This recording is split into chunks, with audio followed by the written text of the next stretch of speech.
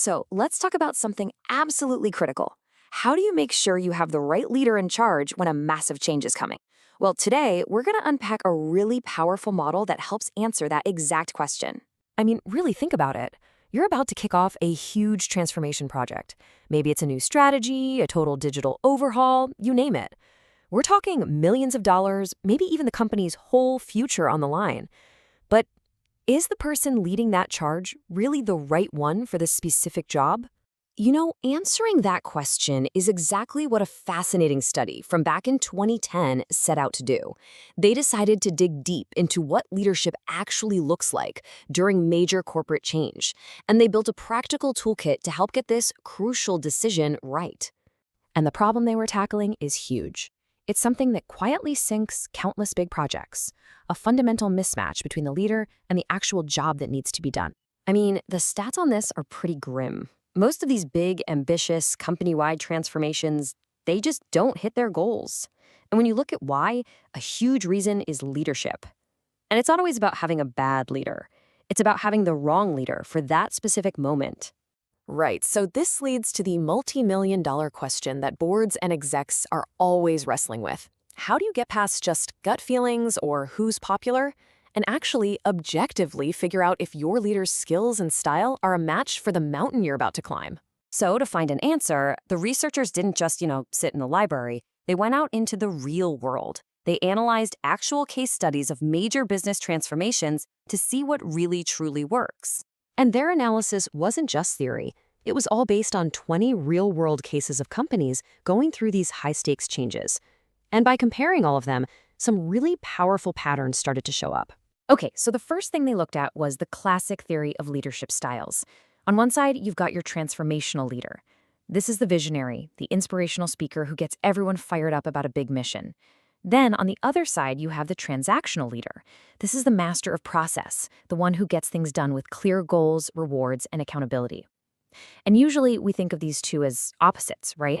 But get this, the case studies completely blew that idea apart. What they found was that the most effective leaders weren't just one or the other. No way. They were a hybrid. They could dynamically shift their style, maybe being more directive and autocratic at the very beginning to get things moving, and then becoming more democratic and empowering as things got going. So it's not about being one or the other, it's about mastering both. So this key insight that leadership has to be flexible and it has to fit the situation is what led the researchers to build a super practical 3-part model. You can almost think of it as a leadership fitness test for your big project. And the model is beautifully simple. It's just 3 logical steps. First, you get a real, objective look at the challenge itself. Second, you assess the environment, the company's actual capacity to change. And only then, as the third step, do you profile the leader to see if it's a match. So step 1 is all about being honest about what you're really trying to do. Just how radical is this change? How much real innovation does it need? How many parts of the company will it touch? And how fast do you need to get it done? This gives you a clear picture of what the job actually demands. Then, step 2 turns the focus inward, to the organization itself. How is the company performing right now? Do we have the skills we need?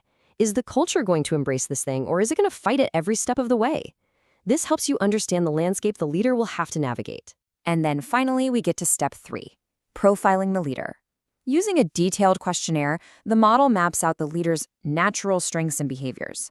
And it's not a judgment, right? It's just a data-driven snapshot of their leadership DNA.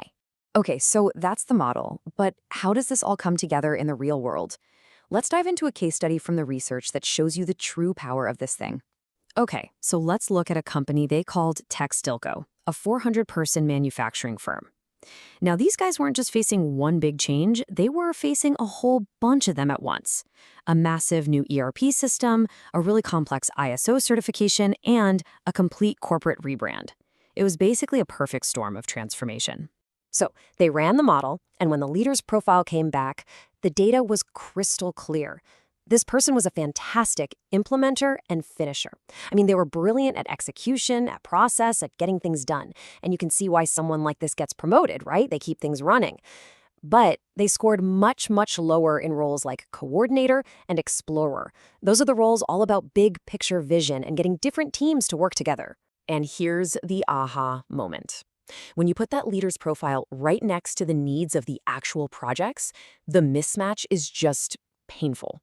The projects desperately needed an explorer to set a new vision and a coordinator to get all the pieces moving together. And this leader, while great at their job, had critical gaps in exactly those areas. They had a surplus of execution skills, but a huge deficit in strategic and collaborative leadership. And this really brings us to the ultimate point of all this work.